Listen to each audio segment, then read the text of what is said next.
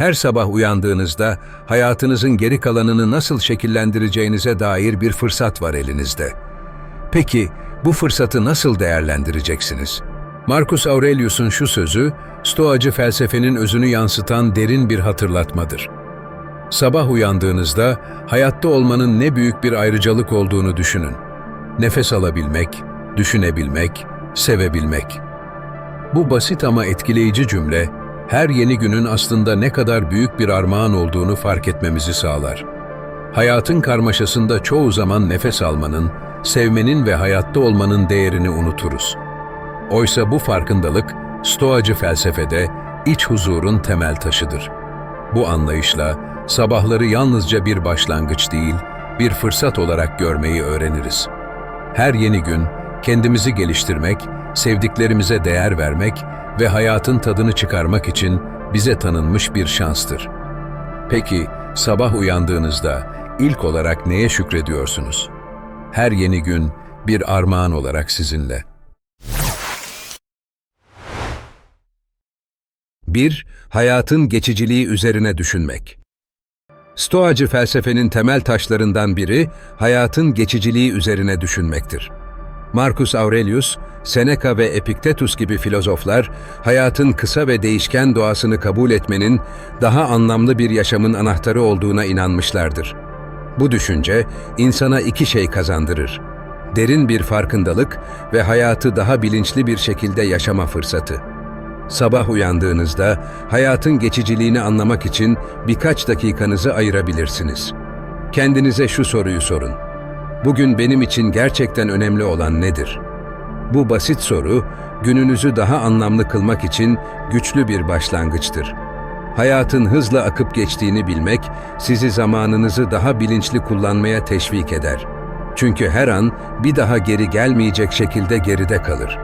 Stoacılar, bu gerçeği korkulacak bir şey olarak değil, değer verilecek bir bilgi olarak görürler. Marcus Aurelius'un dediği gibi, hayat kısa, görevimiz insanlığa hizmet etmek ve yaşamı sevmektir. Hayatın geçici olduğunu bilmek, sizin hem kendinize hem de çevrenize daha fazla değer vermenizi sağlar. Geçicilik kavramı, aynı zamanda gündelik hayatın küçük sıkıntılarını ve endişelerini perspektife oturtmamıza yardımcı olur. Bugün yaşadığınız bir zorluk, aslında hayatın geniş zaman çizelgesinde önemsiz bir nokta olabilir. Bunu bilmek, üzerinizdeki yükleri hafifletir ve zihinsel olarak daha güçlü olmanızı sağlar. Hayatın geçiciliğini kavrayarak, enerjinizi gerçekten önemli olan şeylere yönlendirebilirsiniz. Sevdiklerinize, hedeflerinize ve erdemli bir yaşam sürmeye. Bu anlayış aynı zamanda kişisel çatışmaları ve olumsuz duyguları da farklı bir açıdan görmenizi sağlar. Öfke, hayal kırıklığı veya kıskançlık gibi duygular, hayatın geçiciliği perspektifinden bakıldığında genellikle anlamsız hale gelir. Bir çatışmanın ya da hayal kırıklığının uzun vadede ne kadar önemsiz olduğunu düşündüğünüzde, bu durumlar üzerinizde daha az baskı oluşturur. Stoacı filozoflar, hayatın geçiciliğini kabul etmenin aynı zamanda insanı daha cesur hale getirdiğini savunmuşlardır. Çünkü bu farkındalık sizi eyleme geçmeye teşvik eder. Hayatın kısa olduğunu bilmek, ertelediğiniz hayalleri gerçekleştirme cesareti verir. Bugün başlamazsanız ne zaman başlayacaksınız? Stoacılar bu soruyu kendilerine sık sık sormuşlardır. Son olarak, hayatın geçici olduğunu anlamak, küçük mutlulukların farkına varmanızı sağlar. Günlük hayatın koşuşturmasında sabah güneşinin verdiği sıcaklık, bir arkadaşın içten gülümsemesi veya bir fincan kahvenin kokusu gibi anların kıymetini bilmek hayatınıza anlam katar. Çünkü aslında hayat, bu küçük ve güzel anların bir bütünüdür. Bu perspektifle güne başlamak sizi daha bilinçli, daha huzurlu ve daha güçlü bir insan yapar. Hayatın geçiciliği bir kayıp değil, bir armağandır. Bu armağanı nasıl değerlendirdiğiniz ise tamamen size bağlıdır. Unutmayın, zamanınız sınırlı. Bu yüzden gerçekten önemli olan şeylere odaklanın. 2. Düşünceleri günlüğe kaydetmek. Stoacı filozoflar, düşüncelerini günlüğe kaydetmeyi sadece bir yazma eylemi olarak değil, aynı zamanda bir içsel yolculuk olarak görmüşlerdir. Marcus Aurelius'un Meditations adlı eseri aslında onun kendi düşüncelerini düzenli olarak yazdığı bir günlükten başka bir şey değildir.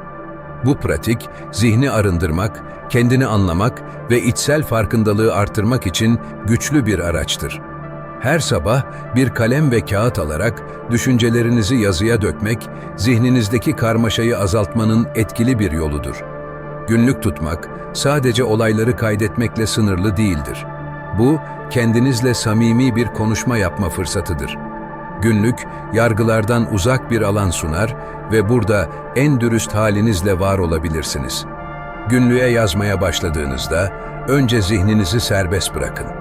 Sabah uyandığınızda, aklınıza gelen ilk düşünceleri yazın. Bu, dünkü bir olaydan kalan duygular, bugün için endişeler veya tamamen rastgele düşünceler olabilir. Bu süreç, zihninizdeki gereksiz yüklerden kurtulmanızı sağlar. Tıpkı bir bahçeyi yabani otlardan temizlemek gibi zihninizi daha berrak hale getirir. Daha sonra şükran pratiği üzerinde durabilirsiniz. Stoacı felsefe, elimizde olan şeylere değer vermeyi öğütler. Günlüğünüzde o an için minnettar olduğunuz 3 şeyi yazabilirsiniz. Bu, bir arkadaşın gülümsemesi, temiz hava ya da sıcak bir fincan çay gibi küçük ama değerli şeyler olabilir. Bu alışkanlık, sahip olduklarınızın kıymetini bilmenizi sağlar ve sizi eksikliklere odaklanmaktan uzaklaştırır. Bir sonraki adım, öz değerlendirmedir. Kendinize şu soruları sorabilirsiniz. Dün hangi konularda hatalar yaptım? Veya bugün nasıl daha iyi bir insan olabilirim? Bu sorular, hem geçmişteki davranışlarınızı sorgulamanıza, hem de gelecekte daha bilinçli seçimler yapmanıza yardımcı olur. Ancak bu süreç, kendinizi eleştirmek değil, anlamak ve geliştirmek içindir. Son olarak, gün için bir niyet belirlemek faydalı olabilir. Bu, basit bir cümle olabilir. Bugün daha sabırlı olacağım veya bugün her anın kıymetini bileceğim. Stoacı, felsefenin 4 temel erdemi olan bilgelik, cesaret, adalet ve ölçülülükten ilham alabilirsiniz. Bu niyetler, gün boyunca rehberiniz olacak ve size net bir yön sağlayacaktır. Günlük tutmanın en önemli faydası, düşüncelerinizin ve duygularınızın daha iyi farkına varmanızı sağlamasıdır. Zihninizi düzenlemek, iç huzurunuzu artırır ve yaşamınızı daha bilinçli bir şekilde yönlendirmenize yardımcı olur. Tıpkı Marcus Aurelius'un yaptığı gibi her gün bu pratiği uygulamak sizi hem daha güçlü hem de daha bilinçli bir birey yapar. Unutmayın, günlük yazmak bir araçtır. Kendinizi daha derinden tanımanın ve her günü daha iyi yaşamanın bir yoludur. 3. Günlük niyetler belirlemek. Günlük niyetler belirlemek, Stoacı felsefenin en önemli uygulamalarından biridir. Marcus Aurelius'un dediği gibi, hayatta gerçekten önemli olan şey, doğru bir şekilde hareket etmek ve erdemli bir yaşam sürmektir. Günlük niyetler belirlemek, günümüzü değerlerimizle uyumlu bir şekilde yaşamak için bir rehber oluşturur. Bu niyetler, hedeflerden farklıdır. Hedefler gelecekte bir sonuç elde etmeye odaklanırken, niyetler bugüne, yani şu ana odaklanır. Bir sabah niyeti belirlemek için güne şu soruyla başlayabilirsiniz. Bugün nasıl bir insan olmak istiyorum? Bu soru, dış koşullar yerine içsel değerlerinize ve erdemlerinize odaklanmanızı sağlar. Örneğin, sabırlı bir insan olmayı mı hedefliyorsunuz? Daha şefkatli, daha cesur ya da daha adil mi olmak istiyorsunuz? Bu soruya vereceğiniz cevap, gün boyunca size rehberlik eder. Stoacı felsefe, 4 temel erdeme dayanır. Bilgelik, cesaret, adalet ve ölçülülük. Günlük niyetlerinizi bu erdemlerden birine dayandırabilirsiniz. Örneğin, bilgelik için bugün düşünmeden hareket etmeyeceğim. Cesaret için zor bir durumla karşılaştığımda sakin ve kararlı olacağım. Adalet için başkalarına karşı adil ve nazik davranacağım veya ölçülülük için gereksiz yere aşırılıklardan kaçınacağım gibi niyetler belirleyebilirsiniz. Bu niyetler, gün boyunca karşılaştığınız zorluklara daha bilinçli bir şekilde yaklaşmanıza yardımcı olur. Örneğin, sabırlı olmayı seçtiyseniz, trafikte ya da bir toplantıda karşılaşacağınız rahatsız edici bir durumda bu niyetinizi hatırlayıp daha sakin bir tepki verebilirsiniz. Niyetler, sizi bir olayın otomatik tepkilerinden kurtarıp bilinçli bir şekilde hareket etmeye teşvik eder. Günlük niyetler, aynı zamanda başarıya olan bakış açınızı değiştirir. Geleneksel olarak başarı, elde edilen sonuçlarla ölçülür. Ancak stoacı bir bakış açısıyla, başarı, karakterinizle ve davranışlarınızla ölçülür. Bir gün boyunca belirlediğiniz niyete uygun hareket ettiğinizde, gün sonunda tatmin ve huzur hissedersiniz. Bu, dış koşullardan bağımsız bir mutluluk yaratır. Bir niyet belirlerken, onu basit ve net tutmak önemlidir. Bugün daha anlayışlı olacağım veya bugün kararlılıkla hareket edeceğim gibi ifadeler, karmaşık hedeflerden çok daha güçlüdür. Çünkü bu niyetler her an uygulanabilir ve erişilebilirdir. Son olarak, belirlediğiniz niyeti bir yere yazmak faydalı olabilir. Bu bir günlük sayfası, bir telefon notu ya da çalışma masanızdaki bir kağıt olabilir. Yazılı bir niyet, gün boyunca size bir hatırlatıcı görevi görür ve odaklanmanızı kolaylaştırır. Günlük niyetler belirlemek, hayatı daha bilinçli bir şekilde yaşamak için güçlü bir adımdır. Bu uygulama, her gününüzü anlamlı kılar ve sizi stoacı değerlerle uyumlu bir yaşama yönlendirir. Unutmayın, gün sonunda önemli olan dış dünyada ne elde ettiğiniz değil, nasıl bir insan olduğunuzdur. 4. Rahatsızlıkla barışmak.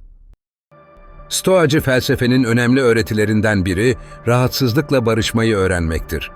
Hayatta herkes konforu tercih eder. Sıcak bir yatağı, lezzetli yemekleri veya sakin bir günün rahatlığını. Ancak stoacılar, gerçek gücün ve özgürlüğün rahatsızlıklarla yüzleşmekten geçtiğini savunurlar. Çünkü konfor alanında kalmak, gelişimi engellerken bilinçli olarak rahatsızlıkla barışmak, insanı daha dayanıklı ve güçlü kılar. Seneca, zaman zaman zor koşullarda yaşamaya alışın. Korktuğunuz şeyin size zarar vermediğini fark edeceksiniz diyerek rahatsızlığı bir eğitim aracı olarak görür. Stoacılara göre rahatsızlık sadece fiziksel bir deneyim değil, aynı zamanda zihinsel bir meydan okumadır. Bu meydan okuma, insanın gerçek potansiyelini ortaya çıkarmak için bir fırsattır. Rahatsızlıkla barışmanın ilk adımı, onu bir düşman olarak görmekten vazgeçmektir.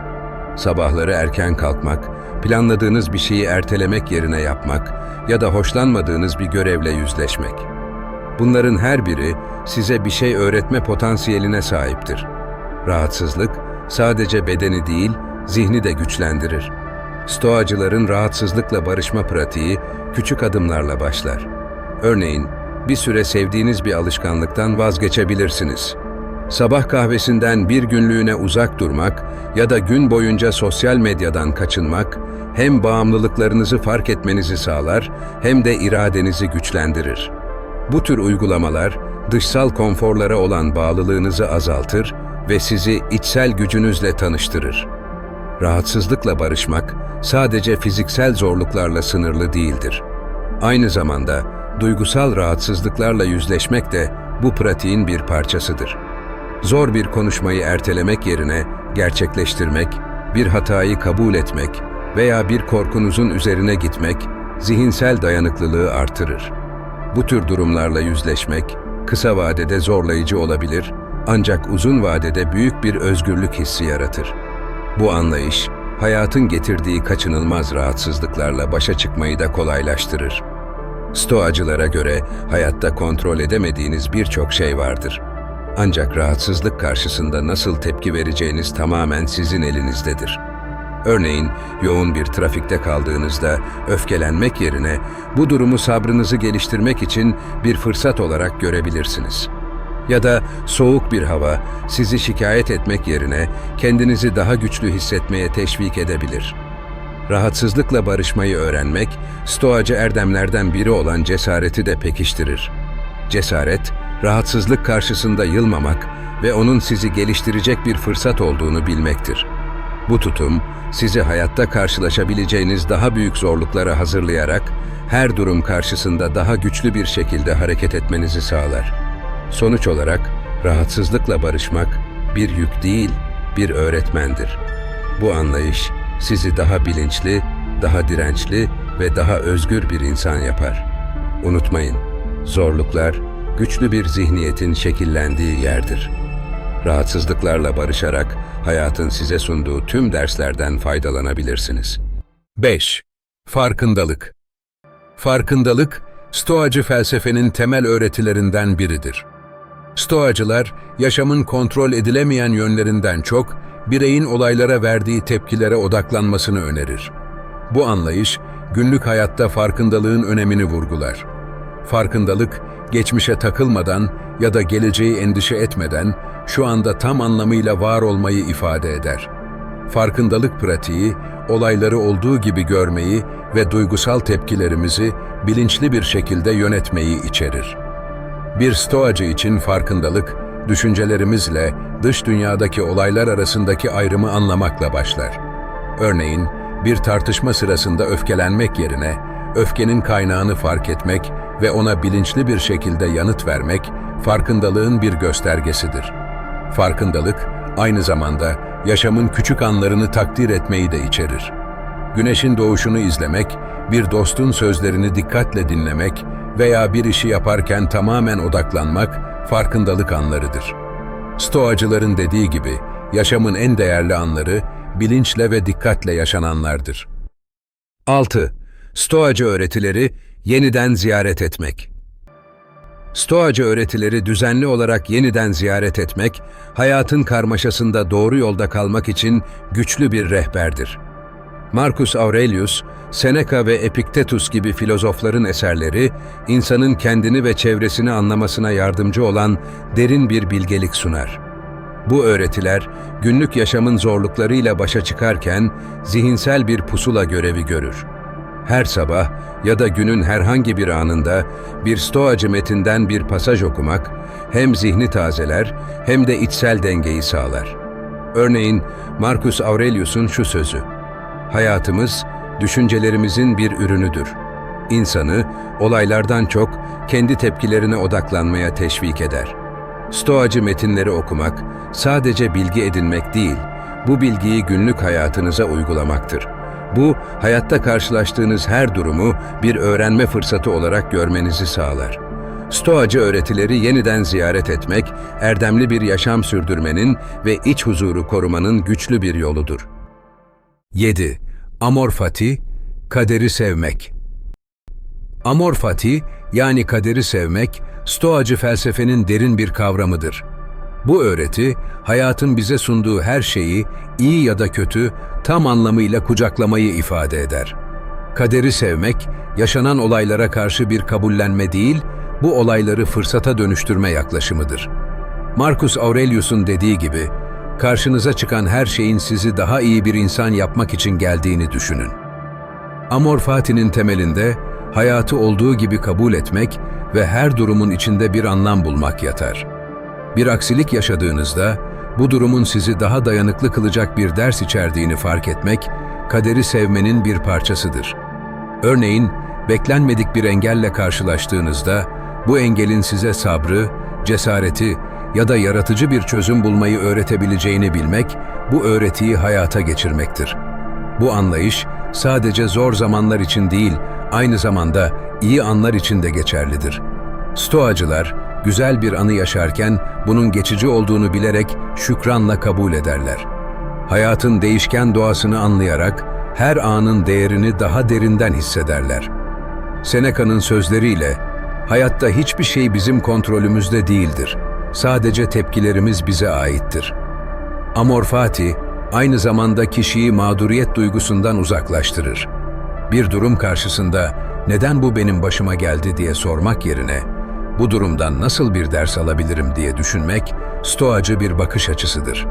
Kaderi sevmenin özü, hayatın kontrol edilemeyen yönlerini bir düşman olarak görmek yerine bir müttefik olarak kabul etmektir. Bu öğreti, her türlü zorluğun, başarısızlığın ya da hayal kırıklığının içinde büyüme fırsatları bulmayı öğretir. Örneğin, bir iş kaybı sizi daha anlamlı bir kariyer yoluna yönlendirebilir. Bir sağlık sorunu, hayatın değerini anlamanıza ve önceliklerinizi gözden geçirmenize yardımcı olabilir. Amor fati, hayatın hiçbir anının boşuna olmadığını gösterir. Kaderi sevmenin bir diğer yönü, dış koşullara bağlı olmadan iç huzuru sağlamaktır. Hayatta kontrol edemediğiniz şeylere karşı direnmek yerine onların sizin için bir rehber olduğunu kabul etmek sizi daha özgür ve güçlü yapar. Bu yaklaşım her olayın bir amacı olduğuna dair derin bir inançla desteklenir. Amor fati bir pasiflik ya da teslimiyet değildir. Aksine hayatı tüm yönleriyle kucaklama ve her durumda erdemli bir şekilde hareket etme kararlılığıdır. Stoacılara göre hayatın her anı bir sanat eseri gibidir ve Amor fati bu eserin tüm detaylarını sevgiyle kabullenmeyi öğretir. Bu öğreti sizi daha bilinçli, daha dirençli ve daha huzurlu bir insan yapar. Çünkü kaderi sevmek, hayatın tamamını sevmektir. Sonuç, stoacı bir sabahla güne başlayın. Stoacı felsefe, günlük yaşamın karmaşasında içsel huzuru bulmamız ve daha anlamlı bir yaşam sürmemiz için bize güçlü bir rehber sunar. Hayatın geçiciliğini kabul etmek, düşüncelerimizi düzenlemek, niyetler belirlemek, rahatsızlıkla barışmak, farkındalığı artırmak, stoacı öğretileri yeniden ziyaret etmek ve kaderi sevmek gibi alışkanlıklar sadece sabahlarınızı değil, tüm yaşamınızı dönüştürebilir. Bu öğretiler, kontrol edemediğimiz şeyler karşısında daha güçlü bir duruş sergilememizi sağlar ve her günü anlamlı bir şekilde yaşamamız için bir pusula görevi görür. Unutmayın, stoacı bir sabah rutini, hayatı daha bilinçli ve erdemli bir şekilde kucaklamanızı sağlar. Eğer bu video size değer kattıysa, beğen butonuna basarak destek olabilirsiniz. Stoacı felsefe ve kişisel gelişimle ilgili daha fazla içerik için kanalımıza abone olmayı ve bildirim zilini açmayı unutmayın. Yeni videolarda görüşmek üzere.